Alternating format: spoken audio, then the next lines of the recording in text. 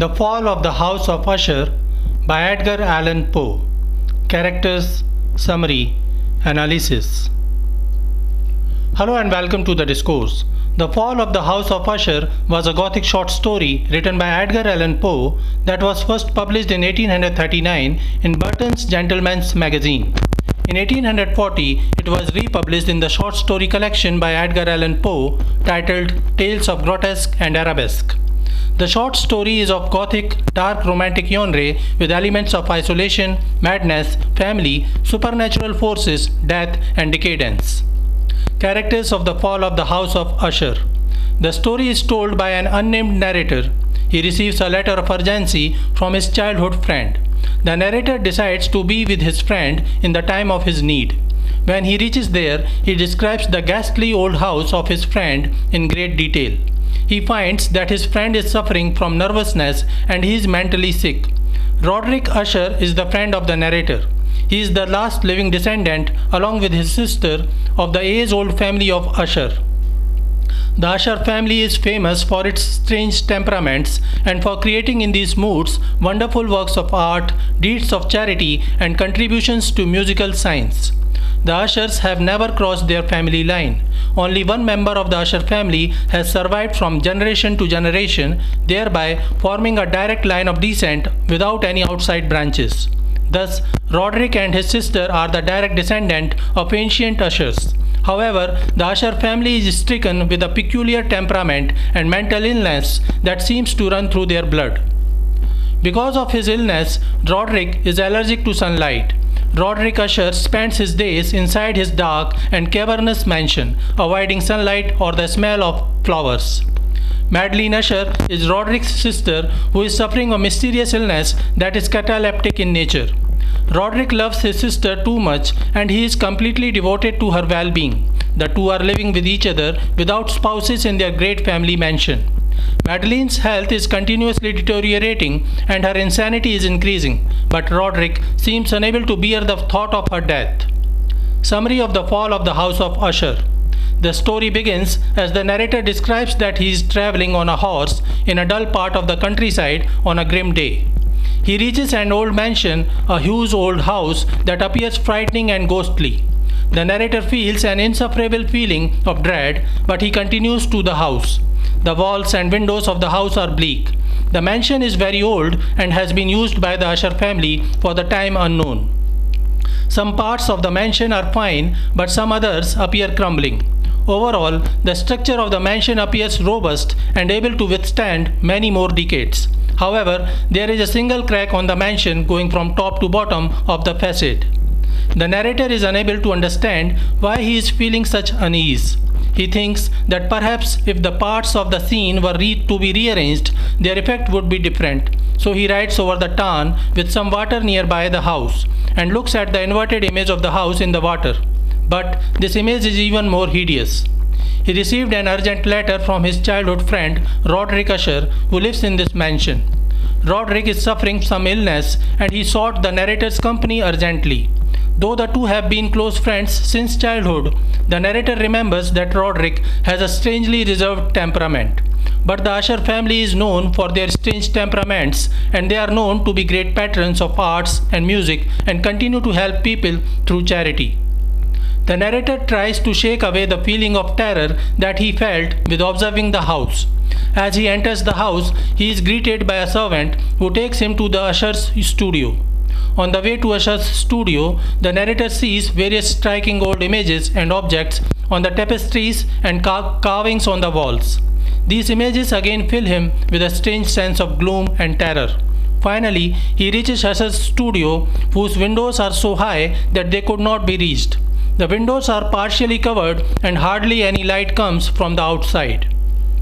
The room is huge and dark and the narrator finds it difficult to see things, but notices that the room is filled with tattered furniture and books and musical instruments.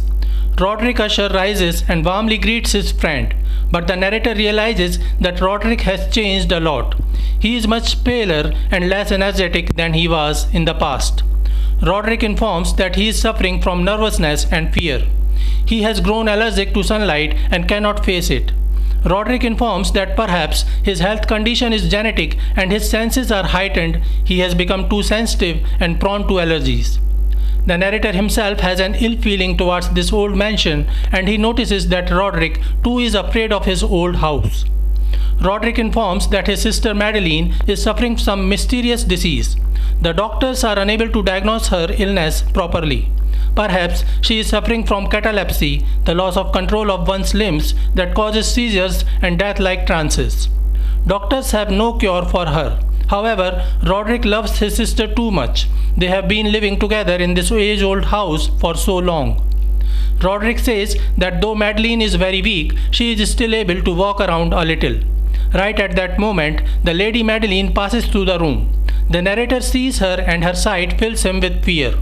Madeline goes to her room and the narrator sees that Roderick is weeping while worrying for her. The narrator assures Roderick that things will become better. However, Madeline suffers a seizure on the same day and is now bedridden, unable to move. The narrator starts living in the mansion in a room alongside Usher's studio.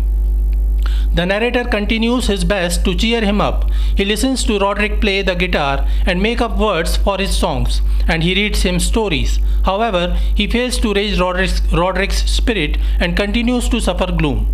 The narrator observes the paintings made by Roderick and praises him, but he finds them very abstract and dreadful.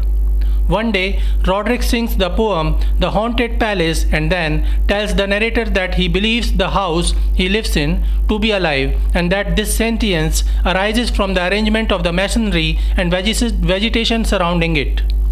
Further, Roderick believes that his fate is connected to the family mansion.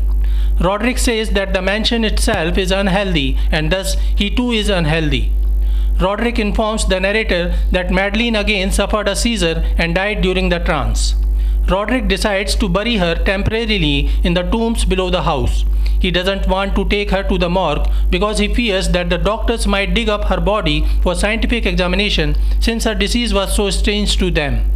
The narrator helps Roderick in placing the body of Madeline in the tomb. He notices that Madeline had rosy cheeks and she appeared beautiful even in death. He suddenly realizes that Madeline and Roderick were twins. After that, Roderick becomes more uneasy and difficult to control. One night, a heavy storm engulfs the mansion. Roderick knocks on the doors of the room of the narrator as he is frightened and cannot sleep.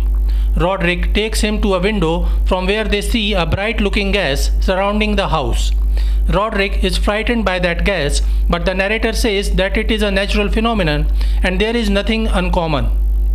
The narrator tries to soothe Roderick down and starts reading a story to him. He reads The Mad Tryst by Sir Launcelot Canning, a medieval romance novel.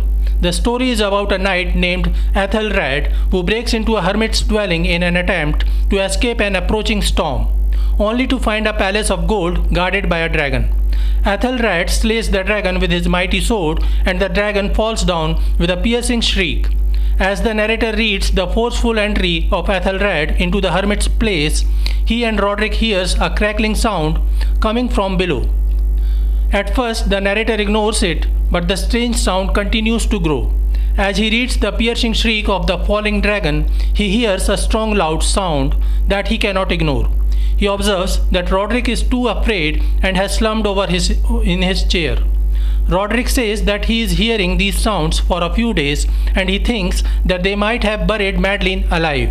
Maybe she didn't die but was suffering another death-like trance.